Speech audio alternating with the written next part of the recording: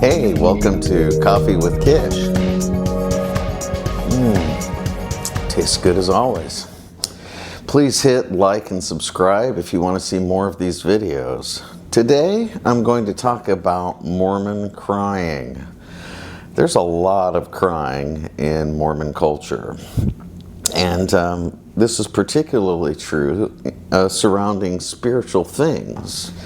Generally speaking, it's not cool for guys to cry, right? I mean, increasingly in our culture, it's acceptable for men to cry, but often it's seen as kind of a wimpy thing. You know, you don't want to be the person who's weepy all the time, and I think this is probably generally true. There's certainly a limit to how much it's acceptable to shed tears. And people also don't like showing their emotions in front of others. The first Sunday of every month, when LDS people meet together, they have something called Fast and Testimony Meeting. And the idea there is that every month you fast for 24 hours, the first Sunday of the month.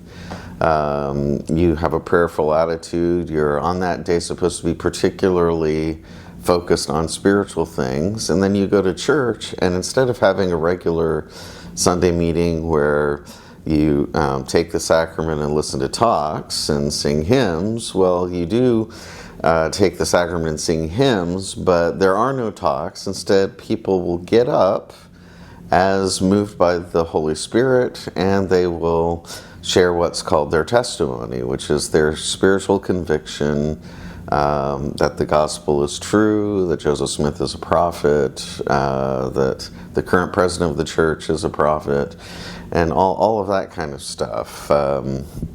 Jesus is the Christ, talk about the atonement. But one thing that you'll see a lot of when you watch that stuff is that people act very different when they get on the stand. In fact, you're going to see a surprising amount of tears. No, not everybody cries to the same extent. I think I was rather prone to tears, and I think as I get older, oddly enough, and it's kind of embarrassing, I'm probably more prone to tears as an emotional reaction to things than I was in the past. So, you know, yeah, it happens even to me.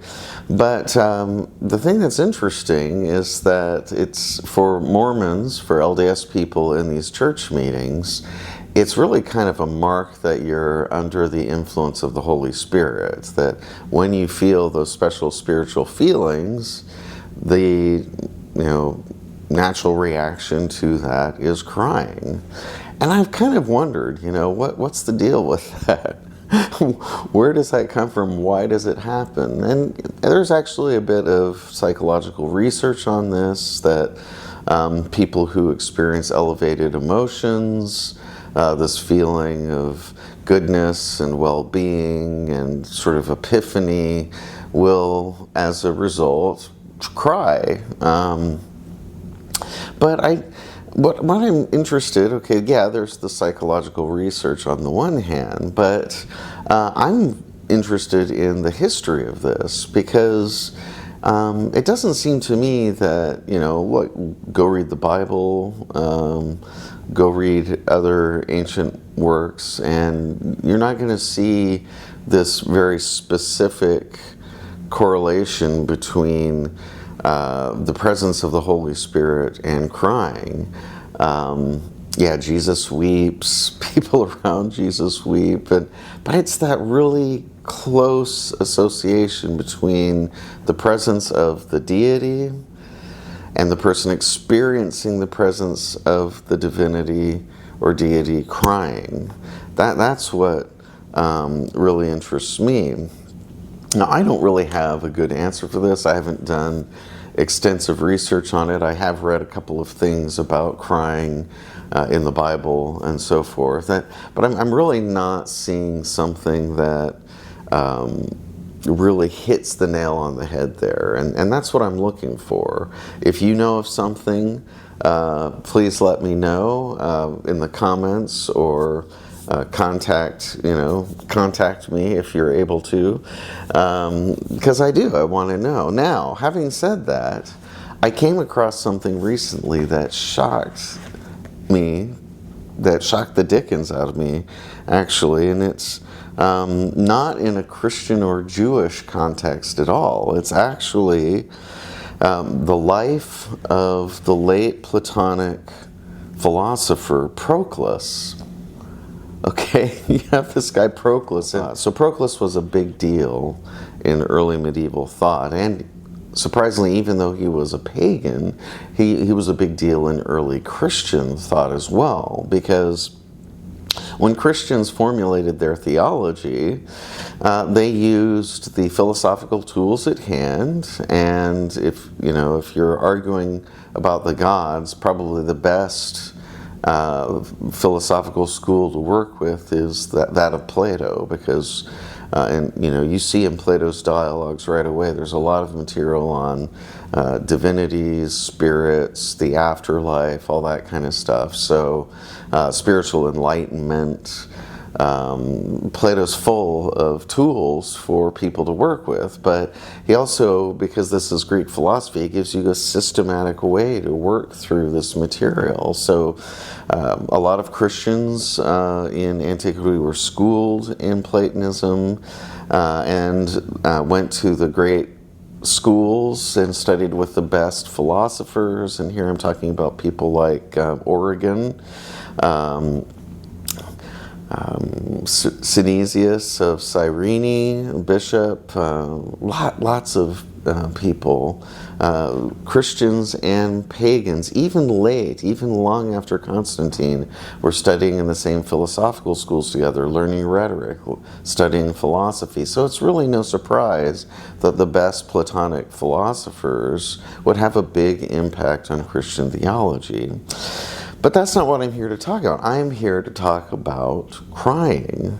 And lo and behold, in Marinus' Life of Proclus, so a biography about the life of Proclus written by his student Marinus, here's what he has to say. Yet on account of Proclus's great fellow feeling with the divine, he was always moved to tears if ever he told us his memories of things that he had seen and the divine encomium that had been spoken to him.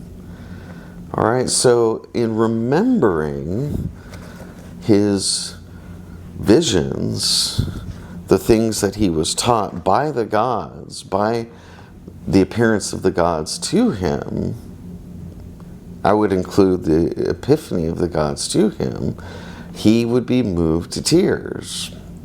So that is, I think, pretty on the nose. So, when you get up as a testimony bearer in an LDS meeting, you're thinking about how grateful you are, you're thinking about all the things God has done for you, you're testifying of the truth of the things that you have learned as a result of your religious experience.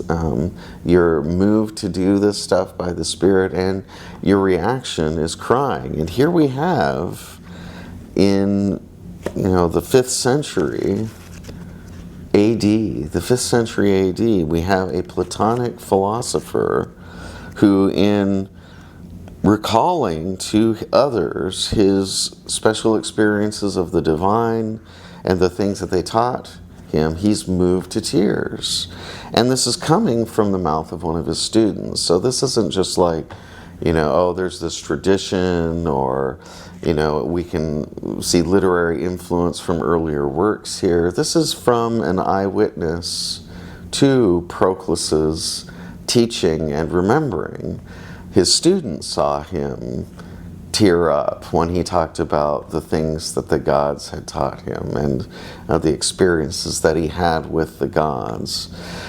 So I don't know. I mean, how far back does this go?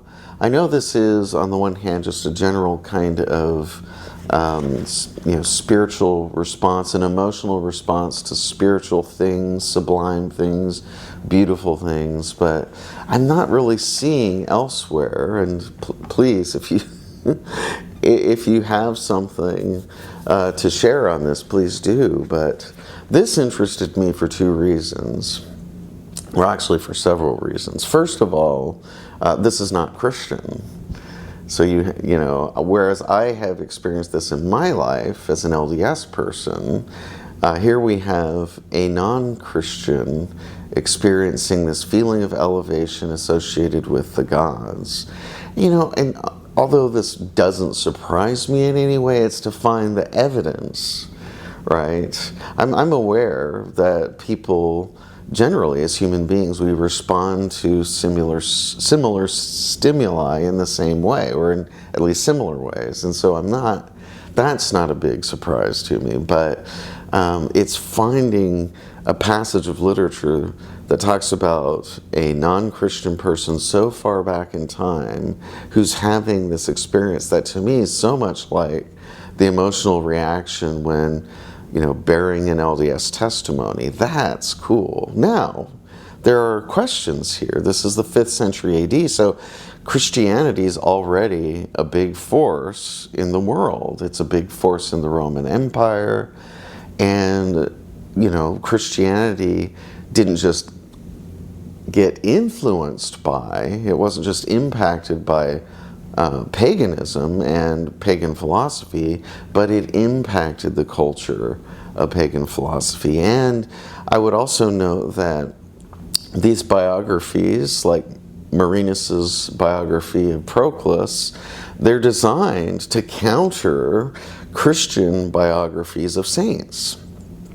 So then we have to ask ourselves the question, is this biography copying similar material in the biographies of Christian saints? Because Proclus is being set up as a competitor to or a superior to these Christian saints in their lives. So there's a question of Christian influence on this portrait of Proclus.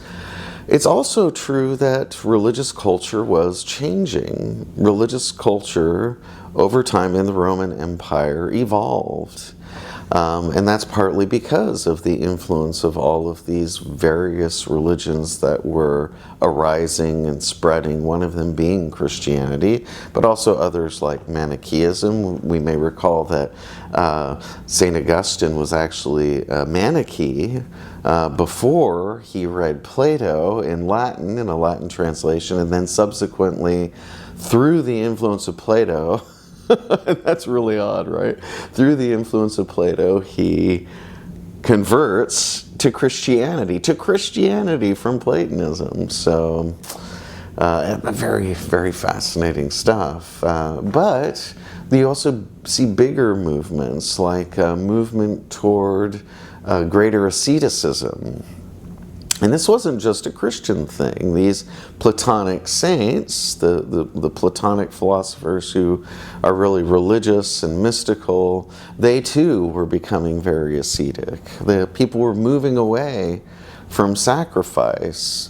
Sacrifice, it was a big deal. I mean, it was a huge part of ancient Mediterranean polytheism.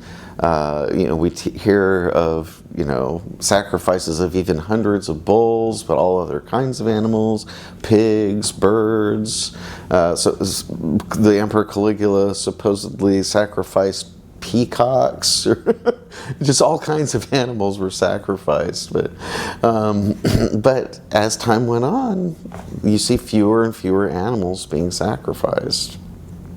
So here's my question, right? Is this kind of emotional response to recalling the role of the divine in one's life part of that development? Or is it something that goes back in human culture from time immemorial, just because people always had these experiences? And I'm kind of split on this. I don't know. I mean, on the one hand, I'm a big believer that people are people throughout time, and they're going to respond physiologically to their experiences in similar ways. But then there's the historian in me. I'm kind of a cultural historian, and so I'm interested in the specifics. What is the role of culture in people's emotions? And it's been on my mind a lot over the years. Why do Mormons cry when they bear their testimonies or they have a sacred experience? And I know that you get similar responses in other Christian faiths, but I mean, there are certain peculiarities about that LDS experience. It's something that's very particular to them. Anyway, so this is Coffee with Kish, and I thank you for joining me. Have a good one.